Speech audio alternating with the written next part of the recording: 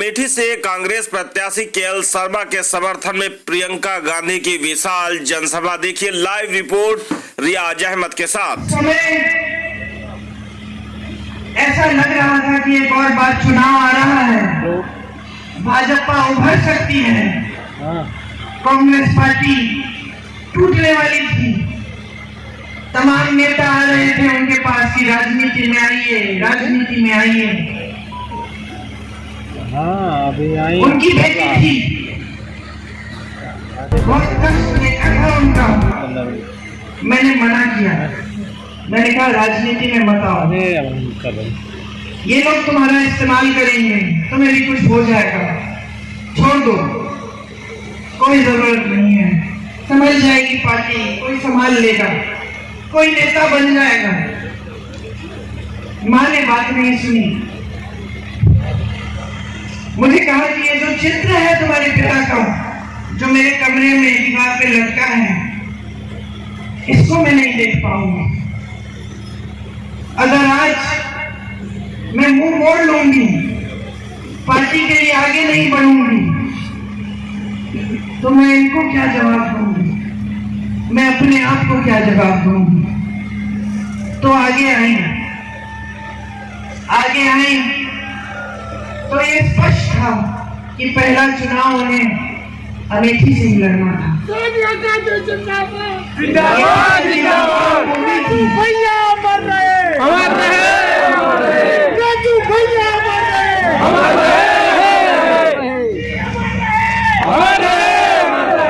सच बताओ,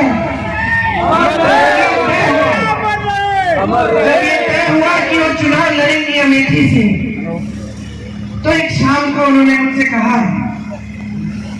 प्रियंका कैसे करूंगी, मैं तो कभी चुनाव लड़ी नहीं हूं।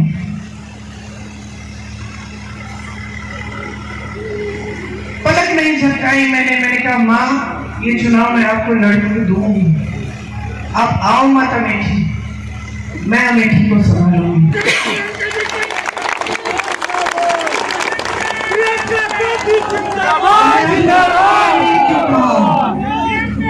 क्योंकि मैंने आपको बताया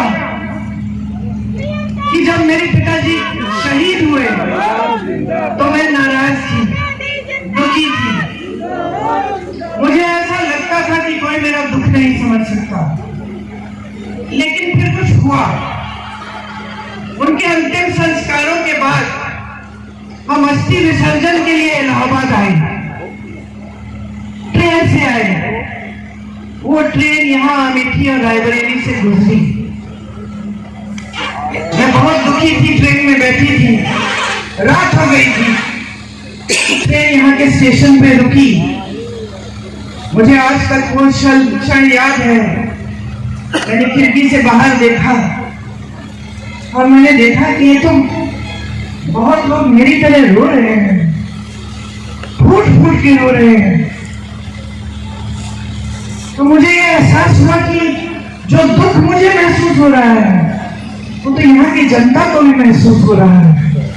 यहाँ के जो कार्यकर्ता थे, जो सारे इंतजार कर रहे थे बीच रात में कि राजीव जी को एक अंतिम बार देखेंगे, उनकी अस्थियों को देखेंगे, श्रद्धांजलि देंगे, उन सब के दिलों में वही दुख था जो मेरे दिल में था। आपने मेरे दुख के पल में आपने मेरा साथ दिया। मैं समझी कि मैं अकेली नहीं हूं इस दुनिया में, कि सिर्फ मुझे दुख नहीं हो रहा है, मेरे परिवार को दुख नहीं हो रहा है, सिर्फ मेरी माँ टूटी नहीं है, मेरे भाई नहीं टूटे हैं, लेकिन अमेठी की जनता मेरे साथ रो रही है, क्योंकि उनका भी भाई, उनका बेटा चले गया। इसीलिए जब माँ ने कहा कि अमेठी से चुनाव लड़ेंगी, तो बगैर हिचकिचाए मैंने कहा मैं लड़वाऊंगी, क्योंकि मैं जानती थी कि जब मैं यहाँ चुनाव लड़वाने आऊंगी तो मैं अपने परिवार के बीच आऊंगी।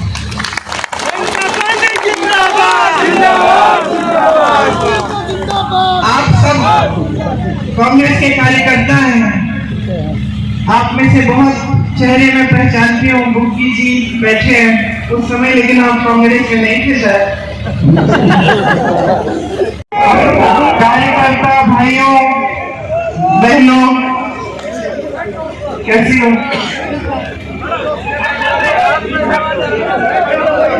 काफी लंबा दौरा करके आई हूं मैं रायबरेली के एक क्षेत्र की का, इसीलिए थोड़ी आवाज भी बैठी हुई है, थोड़ी थकावट भी है, सुबह से निकली हुई हूं। लेकिन आप सबको देखकर, आपसे मिलकर बहुत खुशी हो रही है। किशोरी जी ने कहा कार्यकर्ताओं की मीटिंग रखूंगा, मैंने सोचा छोटी मीटिंग होगी मुंशीगंज में जो होती थी उस पर। यहाँ आई देखा कि कितनी बड़ी भीड़ है, कितने समय से आप इंतजार कर रहे होंगे। माफी चाहती हूँ कि आपको इंतजार कराया और आपकी आभारी हूँ कि आपने सब्र किया। तो इस मौके पे क्या बोलूं? अगर मैंने अपने जीवन में किसी इंसान को पूछा तो वो मेरे पिताजी राजीव गांधी थे।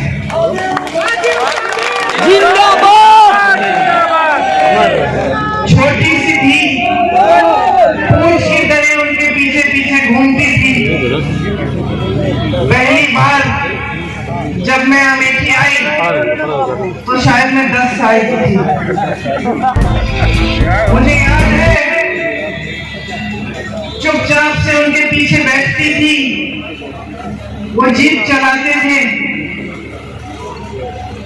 हम लोग राहुल और मैं पीछे बैठ के एक दूसरे की नोक-झोंक यूं करके देखते थे कि पिताजी क्या कर रहे हैं, किस तरह से लोगों से मिल रहे हैं, प्यार से मिल रहे हैं, लोग उनको कैसे मिल रहे हैं। तो एकदम जो पहली सीख मुझे मिली कि एक नेता और जनता के बीच में कैसा रिश्ता होना चाहिए, तो उस उम्र में अपने पिताजी से मिला। आप सब जानते हैं मेरे पिताजी एक बहुत नेक इंसान थे, दिल बहुत साफ था, ईमानदार थे और बहुत हिम्मत वाले थे। जैसे जैसे मैं बड़ी हुई, कभी कभी उनके चुनाव के प्रचार के लिए यहाँ आ जाती थी। पहली बार जब मैं 20-25 दिनों के लिए यहाँ आई तो अपनी माता जी के साथ उनके प्रचार में आई और यहाँ का तालपुर का जो गेस्ट हाउस था वहां पे हम लोग रहते थे। उस समय कुछ सारा साधन नहीं थे, प्रचार भी अलग तरह से होता था, गांव-गांव जाते थे, मैं माता जी के पीछे पीछे जाती थी। पिताजी चुनाव जीते, प्रधानमंत्री उस समय थे, अमेठी के लिए जितने काम कर पाए उन्होंने किए। यहाँ पे बड़े बड़े उद्योग खोले, सड़कें बनाई। उस समय इंडिया मार्ट कौन होता था, हर जगह इंडिया मार्ट कौन लगवाया, जहाँ रास्ता नहीं था रास्ता बनवाया, जहाँ सड़क थी खड़िंजा लगवाया, खड़िंजे पे पक्का किया।